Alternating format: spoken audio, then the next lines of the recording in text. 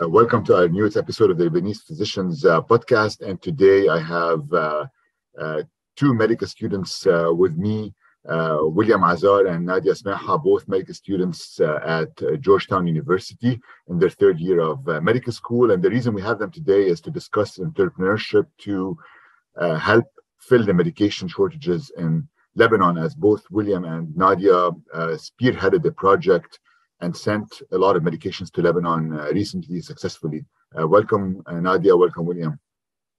Thank you. Thank you. First, I'm going to start by having you guys give me a bit of a background on yourselves. So, Nadia, can you start by telling me a bit about how you ended up at Georgetown and some of your background? Yes, of course. First, thank you so much for having us. William and I were super excited for this. I grew up in Lebanon. I was actually born here in the US, but my parents moved back when I was like 2. And I grew up in Lebanon my whole life. I actually went to school with William. We were both at IC, and we graduated from there in 2016. And I had always known since like a young age that I wanted to go into medicine. So it was always kind of on my radar that I wanted to come to the US and do my training here. So I decided to apply to universities from like high school to come here for undergrad. And I ended up doing my undergrad degree at Cornell in Ithaca, New York. It's like in the middle of nowhere. But it was great. I really enjoyed it. And then I applied to med school in my senior year. And I ended up here at Georgetown with William, which was crazy because we knew each other from IC. So now I'm in my third year here at Georgetown. I haven't fully decided what I want to go into yet, but I'm leaning towards going into a surgical subspecialty. And I've always been, passionate about like global health and public health. I studied that in undergrad and I did a lot of volunteering in that. And I continue to do that in medical school. So this project was kind of a natural extension of my passions. Nadia, William, can you tell us a bit about your background? Sure. So as also Nadia mentioned, I grew up in Lebanon. We went to the same school. We graduated from IC in 2016. I graduated from AUB in 2019 with a degree in biology. And then I decided that I really did not want to be an IMG because you know how hard they're making it these days for IMGs. So I decided that I'm going to just try to move to the US. I did a master's at Georgetown in physiology and biophysics. And I got accepted into medical schools in the US. Chose Georgetown. I'm currently a third year with Nadia at Georgetown. And I also think I'm going into a surgical subspecialty. And I think the fact that me and Nadia really have similar backgrounds, we grew up in the same areas, we went to the same school, we are now in the same medical school, it really made us think in the same direction, really made us share some similar goals and interests. And this project that we did together is just a mere example of this. Yeah, this was a great undertaking, and the fact that it was successful is very big too. So we'll talk about it in a bit. But can you tell us a bit of a background? So Lebanon, there's always been ups and downs in the country, but for the most part, over the past 30 years, everything was available. You could get medications anytime you want to. It wasn't a big issue until after the financial crisis and economic collapse. So can you give us a bit of a background about how the medication shortages in Lebanon and how severe that has been over the past couple of years? I think I was there during the crisis, so I kind of witnessed it in person.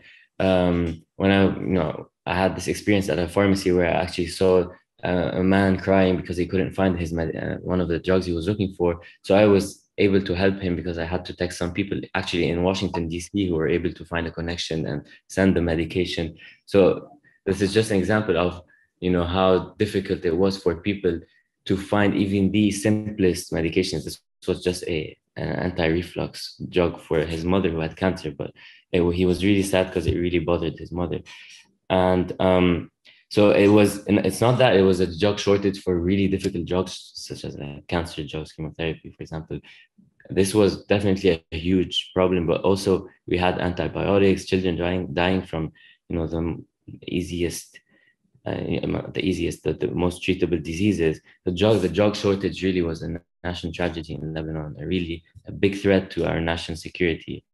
and it won't really end anytime soon. This never happened in the past, but now with the fluctuations and the monetary crisis, basically, this is projected to last for years at least. Yeah, and I think what's more concerning is the absence of some of the chemotherapeutic agents to treat malignancies. And Nadia, you wanted to add something, right? Yeah, I was just gonna add that, like, from talking to people in healthcare back home, even in hospitals, like they had to ration their services and like prioritize certain patients, and then it became who can pay more for certain things, which it shouldn't be that way at all. And I heard of people dying from totally avoidable and very easily treatable things. And one thing that also stood out to me was how there was a shortage in the immunizations for children. So this causes a huge public health crisis on the long term if you don't immunize your children early on when they're supposed to get their immunizations. And on top of all that, there was the COVID pandemic going on. So the healthcare system was super strained already. So it was just like completely collapsing with all of this added pressure. And Nadia, with your background in global health, I'm going to ask you this question. So how did you guys come up with the idea to start this project? And why did you think you were going to be successful in doing it? Good question. I don't think we knew we were going to be at least as successful as we were. We're very thankful for that. But so I'll tell you a bit how I came up with the idea. So I got stuck in the US when COVID happened. I was still in university in my senior year, and I couldn't go back in 2020 because, the airport shut down, whatever. It was really hard. But of course, I was hearing about everything going on back home with the revolution. I was following that. And then, of course, the explosion and the COVID, like how COVID was impacting Lebanon as well. And I was talking to my family and friends, and I knew how bad the situation was. And like I was seeing pictures and all that stuff. But I ended up going back in the summer of 2021 for the first time, like post-explosion and post-COVID. And it was like a whole new shock and heartbreak that I experienced, like seeing it firsthand. I felt like I went back to a place that was completely different. Like my home wasn't there anymore. Just the spirit of people was so different. Walking into stores, like the shelves were empty. Like it was just so shocking and crazy to me. And during that time, like I was there over the summer, I just had this like very intense feeling of survivor's guilt that they talk about. Like, why do I have it better? Why do I get to go back to the US and have everything available to me in the blink of an eye? And just everything come easy to me, while like my family and friends can't even get like the most basic medications, or can't find fuel, or have to wait in line for 4 hours to get their car fueled, can't go to work. Like it was just crazy, and I just felt like it was so unfair. And it's my home, so I really, really wanted to do something. And when I came back to the US, I was just thinking, like, I have to do something. I can't just sit and watch this happen. Like, I feel like I've always had this idea, like, to use your privilege in a good way, because sometimes it feels unfair when you have so much more privilege than others.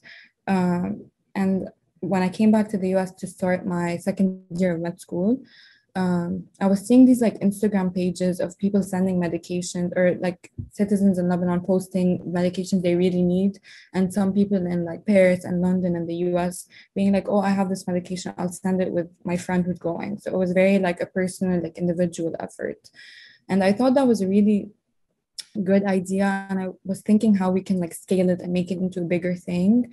And I knew I wanted to do help in like the healthcare sort of aspect, because that's like the field that I'm studying and what I want to go into.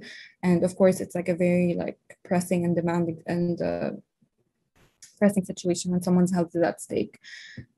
So seeing those Instagram pages and people successfully sending medications like sparked this idea in my head. And I called William one day. It was like at the second week of our second year of med school. And I was like, we need to do something about this. What do you think of sending medications to Lebanon, like from DC, organizing like an effort? And he loved the idea. He was very like motivated to do it. And he encouraged me actually a lot. And that day I think we were studying or something for like an anatomy exam, I remember. And he was like, there's this group on Facebook of like all the Lebanese people in the DMV area. And I think it had like, I don't know, 1,000 members or something. And he was like, so what do you think? Should we post on there and see, to gauge the interest, to see how people if people would be able to help and support, and if people like this idea, so we can start doing something. And he posted, and like just in a few minutes, he got so many responses, like so many responses. People were very willing to help, and they were like, please let us know how we can help. This is a great idea. So that's how it started. And it really encouraged us to continue thinking and growing the idea. I think he'll tell you more about this in a bit. So, yeah, William, can you tell us more about this? So it looks like you were roped into this project and you were excited to pursue it. So what prompted you to decide to post in the DMV site on Facebook, and then what happened afterwards too? I mean, this is really the power of social media, I think. Right, exactly. The power of social media really proved to be central in our campaign. It was really, we just really did not know where to start from. We saw these people sending medications in like suitcases. We were like, what do we do? Suitcases. We try our own shipping methods, reach out to shipping companies. We tried, many different things, but I think at first it started as, where do we start from? And who do we have to reach out to? Who can help? Who has the experience? And this Facebook group really connected us with some people in the DC, Maryland, DMV, DC, Maryland, Virginia area. And these people some of them had really, had some really good experiences in, shipping medications, sending drugs either in suitcases, or at least they knew some of these NGOs that could help. And a lot of them were also doctors. So we expanded our network to students, Georgetown students, George Washington students, doctors in the DMV areas. We also reached out to big tech employees that were eventually able to match our donations. We reached out to US-based NGOs, mainly MAP International, that we will talk about later, and MedWish International. Both of them usually receive tons of medications, medical supplies from as donations from big pharma companies, pharmaceuticals, or from hospitals, and they donate them to countries in need. So basically, we were able to establish this huge network of people, of professionals who eventually were able to collaborate. We put them together, and the outcome was that MAP International, on one hand, was able to collaborate with P2P organization, a US-based Lebanese-led NGO, and on the other hand, this was for medications. For medical supplies, MedWish International collaborated with House of Christmas NGO, also Lebanese-led. And I think this was the part that took the most time for us. We tried to find the right people, the people that we would trust, the people that we thought were the right people for this, who would deliver the medications in all transparency and ensure that none of them are sold or stored. And we heard a lot of stories of hospitals storing medications for financial purposes, given the crisis, or even pharmacies. And so along the way, we had to change, unfortunately, some of our partners, because we discovered some things that were not aligned with our goals. And there was some lack of transparency at some point, but eventually, alhamdulillah, it all worked out, and now the medications are in Lebanon and in good hands. Okay, excellent. And so basically, it started off with some connections in DC who connected you to other NGOs and other areas outside of the DMV area, which helped you get the donations, right? Correct. So if in simple words, yes, but it was more of we had to ask so many people, even connect with people in Lebanon who could help, people in the Lebanese army, for example, people who are a guy in a shipping company, an American guy in Pennsylvania who ships a lot of medications to Lebanon. So really, it was a mixture of things, but eventually we focused on, or at least we got the most help from two physicians in DC, and this is how we started. So Nadia, now, so these physicians helped you, I guess, connect with some of these NGOs, right? So how did the connection start? Because obviously the donations were going to the NGOs, right? And then the NGOs were getting the medications to be shipped to Lebanon, right? Yes. So I think for MAP International, actually, I had a friend in med school here at Georgetown who did like a similar like mission trip to South America. And I had asked him about it, and he was like, "Oh, you have to check out this company, Map International. They're so great. Like, you pay a very small fee, and you get like giant boxes or containers of a lot of donated medications." So we looked into it, William and I, and we really liked the company. And then from just talking to people, other people knew about it as well. And then just talking to more people, we figured out about MedWish. And I had like one of my professors at Cornell who was very into global health. Like, she taught one of the seminars for global health. She was Lebanese actually. So I reached out to her, and she also connected us with the NGOs back in Lebanon. And then one of the doctors in the DMV area that we were working with connected us with the other NGO, P2P. So it was a very, very joint effort. Like, I can't emphasize how big of a group effort this was, and how much teamwork it took. So it was just from talking to different people, and we ended up hearing the similar things. Like, MedWish and MAP came up a lot. So we knew that they were the right companies to work with, or organizations to work with. It was easy, I guess, to connect with them and start the process. Yeah, I think we emailed them with the doctors that we were working with. There was like a big email chain, and they were very receptive right away, very responsive to all the emails. We actually spoke to them on the phone a few times. And then eventually, once we connected MedWish and MAP with the respective NGOs, they took it from there, and they kind of figured out all the logistics together. But we made that initial connection, and those companies were really great to work with. They were very responsive, very receptive, very helpful. I guess those two doctors that you mentioned were very helpful in this process. So it's up to you guys. Do you wanna mention their names? Of course. So there's Dr. Jamil Bayram, emergency medicine at Hopkins, and there is Dr. Marie Rose Alam. She's, I think, now the CEO of a big psychiatry hospital in Maryland. Both of them were of extreme help. We really worked a lot. I think day and night even. We had our WhatsApp groups, talked over the phone, did Zoom meetings.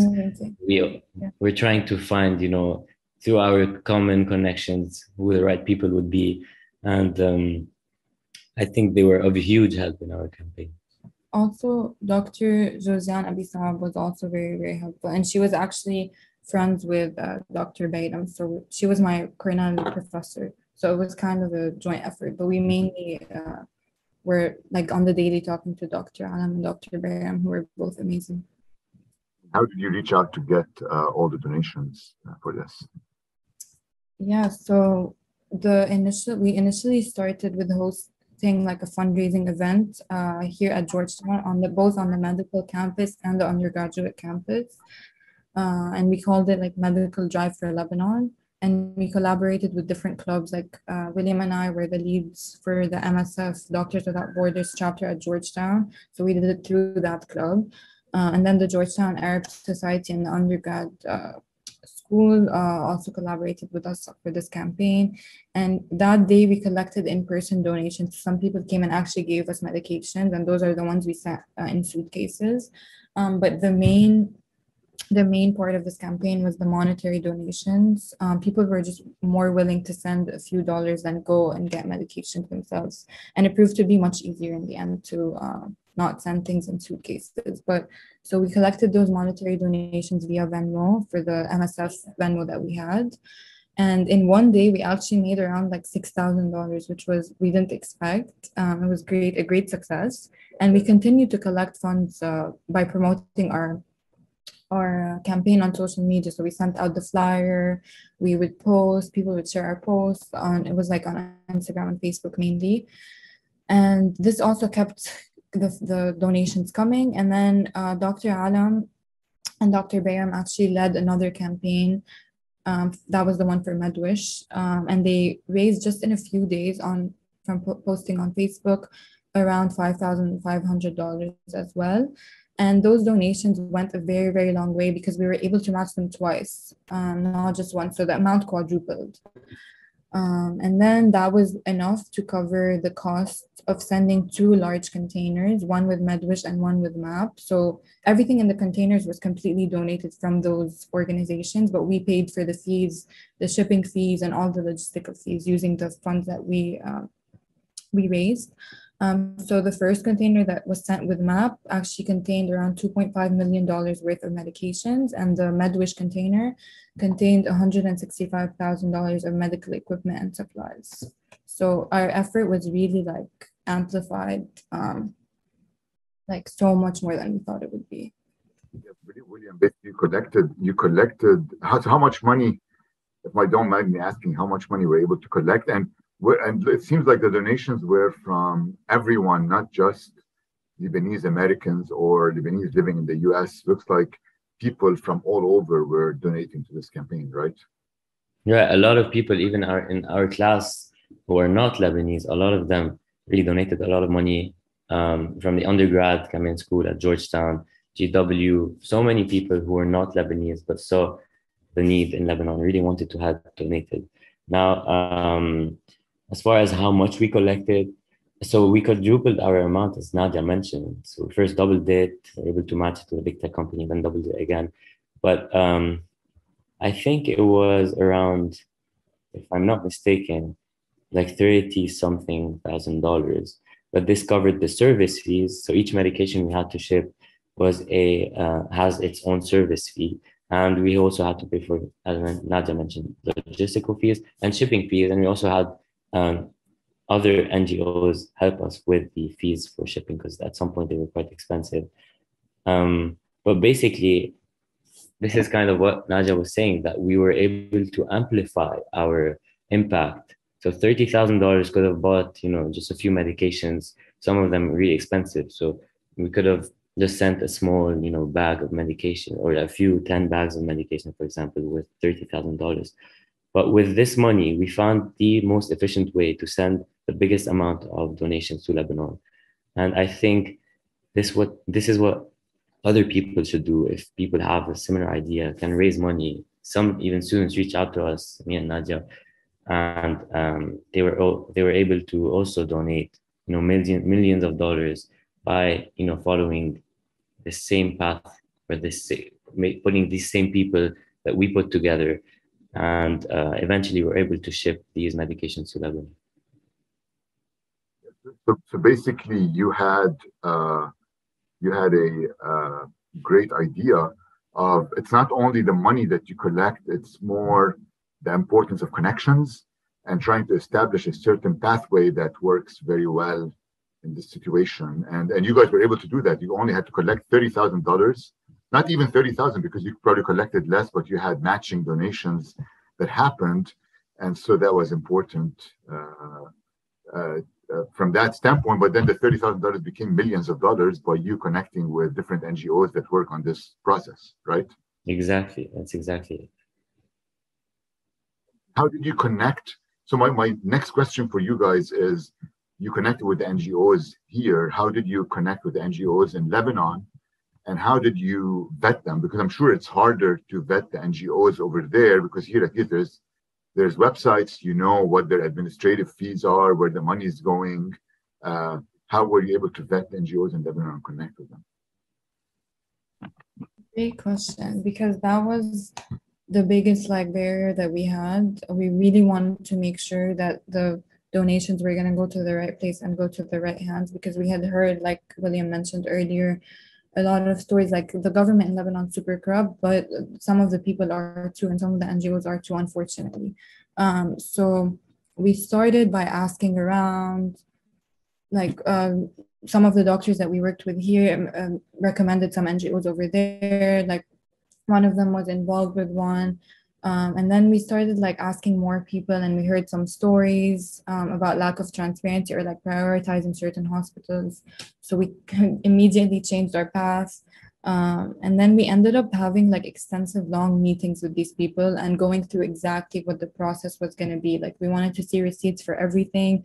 We wanted to know constant communication of when things get there, where they are, where they're getting distributed, the exact amount. We have Excel sheets of the exact amount of medications or supplies that went to each place, and we just made sure that they got there and they got to the right places that they said they were going to get to. So I think just a lot of communication, transparency, proof, And just word of mouth, hearing good things about those people was how we vetted those organizations. And having like people in the healthcare system back home helped because they were aware. Like I knew people at LAU who knew that the donations got there and made sure that they were like the right things that they said they were going to send. So we just had a lot of extra volunteers to make sure that everything went very smoothly, which it did. They did an amazing job. But yeah, you're right. You made a good point that this was like a big part of the process for sure. William, do you want to add anything? Do you want to add anything to this? No, I think Nadia covered everything. Maybe I can tell you more about where these medications ended up eventually.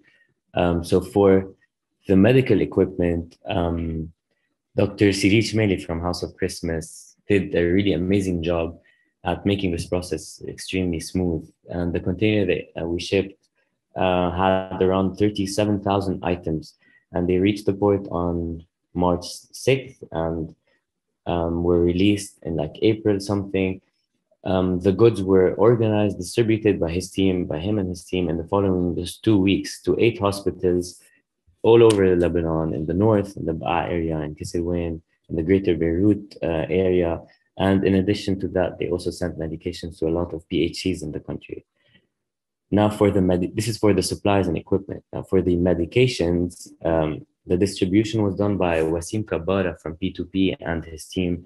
And he also worked closely with the Manal Ghassan Saab Foundation. And Manal Saab was really helpful in this whole process, especially in the shipping process of medications. And also Wasim was a very professional worker. He made sure that they were delivered to more than 15 hospitals and health centers, NGOs, even smaller initiatives, healthcare initiatives in the country were able to benefit from our donations. And I think, as we mentioned, we had a lot of antibiotics, cardiac medications, GI medications, but I think the main focus of our campaign was antipsychotics, and the biggest benefactors were these centers, such as Deir Salib, that had a real big focus on mental health.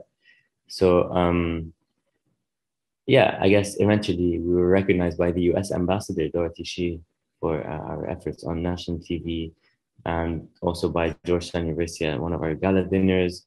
And I guess this is when our campaign ended really recently. It took about a year. But we're so thankful for everyone that made this happen, all of our partners. I think without all of these people on the way, none of this would have been possible. Exactly. It's a big group effort and not an individual effort. And can you just mention again some of the partners so we can thank them for this huge effort? Sure. I guess we can start with, I don't want to miss anyone, but MAP International were of great help. MedWish International, great help. Not going to name the individuals, but all the employees, and Wasim Kabbara from P2P, Dr. Siri Chmeli from House of Christmas. We mentioned Dr. Jamil Bayram. We mentioned Dr. Marie Rose Alam. We mentioned Dr. Josiane Abi Saab. Who am I missing, Nadia? Dr. Cyril Shimali. I did mention Cyril, right? Yes. I don't think, am I missing anyone? No, that's all of them. Yeah, I think that's all of them. The Manal and Hassan Saab Foundation. Oh, correct. Mm-hmm. All of our donors. All the donors, right? And all the donors are like the big. Yep.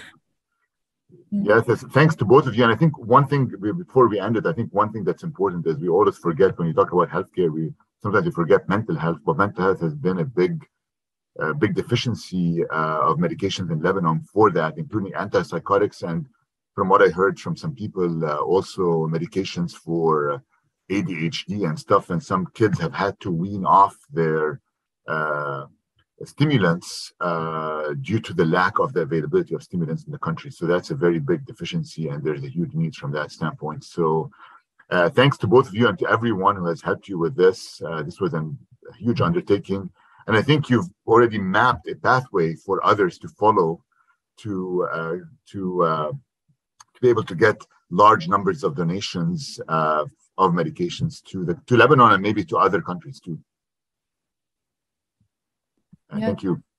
Thank you so much. I just want to say, like, if you take something from this, it's that you never know what small idea or small effort, how big it can turn and how it can snowball into like a big life-saving campaign. So if anyone's like wants to help, I really encourage them to do so. It does take time and effort, and energy, but it was a very gratifying experience, and we were so grateful that we were able to do that. And of course, if anyone has questions about this or wants to reach out, because William and I want to keep working on this and turn this into a more sustainable effort, something that can keep going for the long term. So if anyone is interested in ever helping or wants to know more about how we did this, of course, feel free to reach out anytime. Of course, I think we're both willing to help anyone who's interested. And as you mentioned, the takeaway is that even, the simplest move, just a Facebook post, a Facebook message, just start from anywhere. It will go a long way. Just put in the work and effort and motivation, and any work can really move mountains. Yes. Basically, if you have an idea, go after it, and it'll eventually work out if you work for it. Yeah, exactly. All right. Thanks to both of you. Thank you. Thank you so Thank you, much. Dr. Jab.